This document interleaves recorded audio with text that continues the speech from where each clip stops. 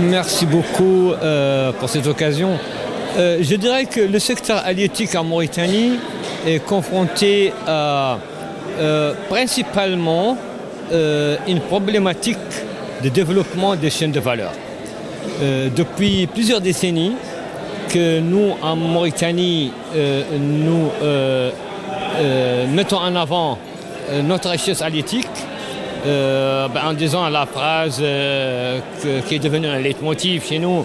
Nous avons l'une des côtes les plus poissonneuses au monde, avec un littoral de plus de 750 km. Cependant, l'état des lieux aujourd'hui de la pêche en Mauritanie n'est pas très enviable. Et je reviens, sans entrer dans les détails, que pour faire décoller le secteur halieutique en Mauritanie, il va falloir développer son industrialisation. Et son industrialisation commence par le développement de ces chaînes de valeur primaires. Donc, comment dirais-je, transformation au niveau local, sortir du paradigme, comme on dirait, de pêcher un produit brut et l'exporter en brut sans ajout de valeur n'est pas ou ne sera pas durable pour notre secteur halieutique. Oui, l'exploitation du gaz en Mauritanie, l'exploitation gazière offshore partout dans le monde présente un très grand risque maritime et marin de manière générale, particulièrement pour la Mauritanie étant donné que les champs gaziers en cours de développement et très prochainement les autres prochains champs gaziers, comme GTA qui démarre sa première production l'année prochaine. Nous avons le gigantesque champ gazier Birala qui va démarrer très très bientôt, ainsi que le champ gazier Banda. Tous ces champs sont en haute mer, donc c'est des champs gaziers offshore. Et quand on dit offshore, ils sont en face du littoral mauritanien. Et le littoral mauritanien, on vient de le dire tout à l'heure, et recèle d'une richesse immense qui est notre richesse halieutique. Donc les risques, il y a une typologie de risques que je pourrais classifier en trois. Il y a les risques d'accidents, les risques de déversement des hydrocarbures. Il y a tous les types de pollution marine et sous-marine, à commencer par la pollution sonore.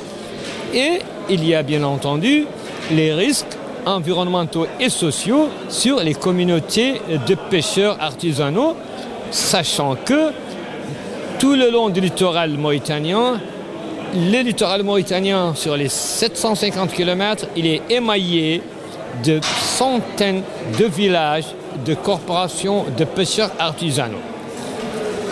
Maintenant, comment trouver le compromis entre ces deux activités ou entre ces deux économies? Bien sûr, la Mauritanie a besoin de développer son gaz, effectivement, mais la Mauritanie aussi a besoin de continuer à développer son secteur halieutique. Cependant, il est à noter que le secteur halieutique est une ressource renouvelable et durable.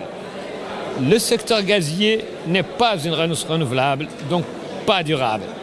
Le compromis, il va se situer où? À mon avis, il va se situer en prenant toutes les dispositions nécessaires, dispositions techniques, scientifiques et en termes d'investissement, pour amoindrir, prévenir à l'avance les risques de développement, les risques liés, les risques environnementaux bien sûr, marins, sous-marins, liés à l'exploitation gazière, et d'un autre côté aussi, renforcer la résilience des opérateurs du secteur de la pêche artisanale et industrielle en Mauritanie.